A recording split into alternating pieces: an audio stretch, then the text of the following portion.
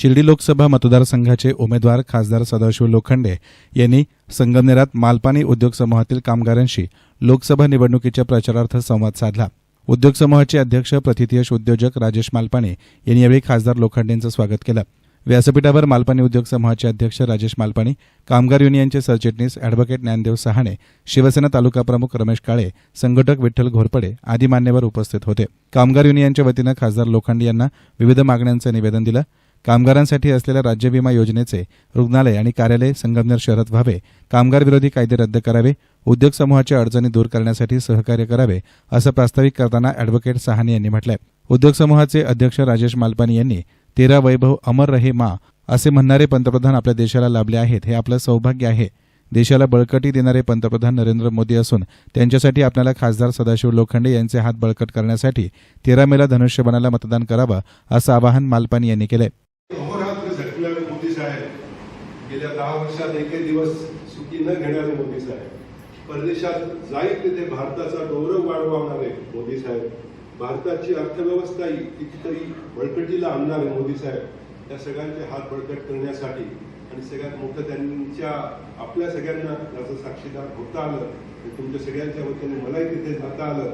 अयोध्येचं राम मंदिर आपल्या सगळ्यांना अभिमान वाटावं असं हे ज्यांच्या प्रयत्नातून निर्माण झालं। 500 वर्ष रामाचा वनवास एका छोट्याशा तंबूमध्ये रामलल्ला अनेक वर्ष होते, त्यांना मंदिरात प्रस्थापित करण्याचं मोदी साहेबांनी काम केलं।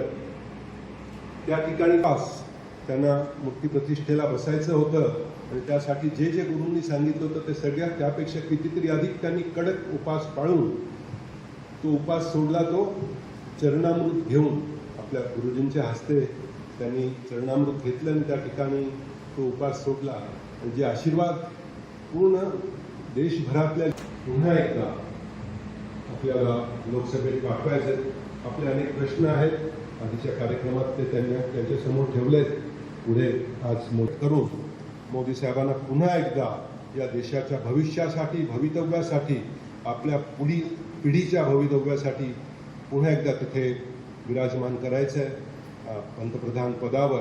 म्हणजे खासदारांची संख्याही मोठी पाहिजेच, त्यामुळे जो त्यांनी नारा दिलाय आपकी बार 400 पार और फिर से एक बार मोदी सरकार,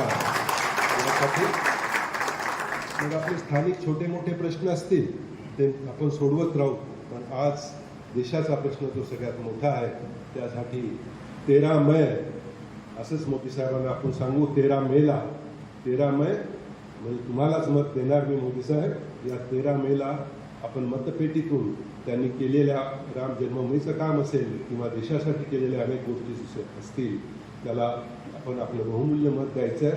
आपण स्वतःही द्यायचं आहे, आपल्या परिवारातले आपले मित्र, आपले आजूबाजूचे जाणारे लोक, परगावी असणारे आपले नातेवाईक, या सगळ्यांना आग्रहाने सांगायचं आहे की देशाच्या बळकटीसाठी पुन्हा एकदा मोदी सरकार आणि खासदार लोखंडे साहेब पुन्हा एकदा आपल्या सगळ्यांचे खासदार झाल्यावर आपल्या भेटीस येतील, त्यावेळेस विस्ताराने त्यांना आपले प्रश्न सांगू आणि त्यावर काम करून घेऊ।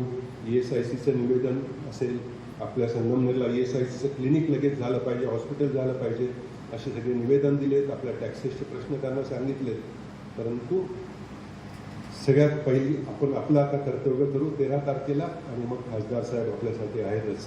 पुन्हा एकदा आपल्या उद्योग समूहाच्या वतीने त्यांचं मनपूर्वक स्वागत करतो। धन्यवाद। तर याप्रसंगी खासदार सदाशिव लोखंडे यांनी निवडून आल्यावर पहिल्या 3 महिन्यात कामगारांच्या राज्य विमा योजनेचा प्रश्न मार्गी लावू असं आश्वासन दिलंय। महिन्यामध्ये इलाज केला पाहिजे, नाही तर ती हातातून केस बाहेर जाईल। आता मुख्यमंत्र्यांकडे पत्र द्यायचं असेल तर आमदाराची आवश्यकता, पंतप्रधानांकडे द्यायचं असेल तर खासदाराची आवश्यकता, आणि ते कागदपत्र जमवता त्याला महिना निघून जायचा। आणि हा जो पेशंट आहे, जो रुग्ण आहे हॉस्पिटलला, तो चिंतेत असायचा। कर्ज हे काढून उसने पैसे घेऊन त्याचं 3-4 लाख रुपये बिल भरायचा आणि नंतर शासनाचे पैसे आल्यानंतर ते पैसे भरल्यामुळे ते पैसे घेता येत नव्हते। मी 15 वर्ष आमदार असल्यानं मला माहिती आहे, पण 2014ला मोदी साहेब आल्यानंतर 5 लाखाचं इन्शुरन्स कव्हरेज, ज्या ठिकाणी गरीब माणूस असेल, त्याला आवश्यकता असेल, त्याला 5 लाखाचं इन्शुरन्स देण्याचं काम मोदी साहेबांनी पहिलं 2014ला देणं आपण सर्वांनी टाळ्या वाजवून स्वागत केलं पाहिजे। दुसरी गोष्ट म्हणजे आपण सर्व जे 80 कोटी जनतेला प्रत्येक माणसी 5 किलो धान्य, शेतकरी असेल, शेतमजूर असेल, कामगार असेल, कुणी माणूस असेल, तो गरीब आहे, तो उपाशी झोपला नाही पाहिजे. म्हणून मला वाटतं एका कुटुंबामध्ये मुलं आणि ते 5 जण असतात का 6-7 जण असतात. प्रत्येक माणसी म्हणजे एका घरामध्ये जर 5 माणसं असेल त्याला 25 किलो धान्य, 6 असेल तर 30, 7 असेल तर 35 किलो.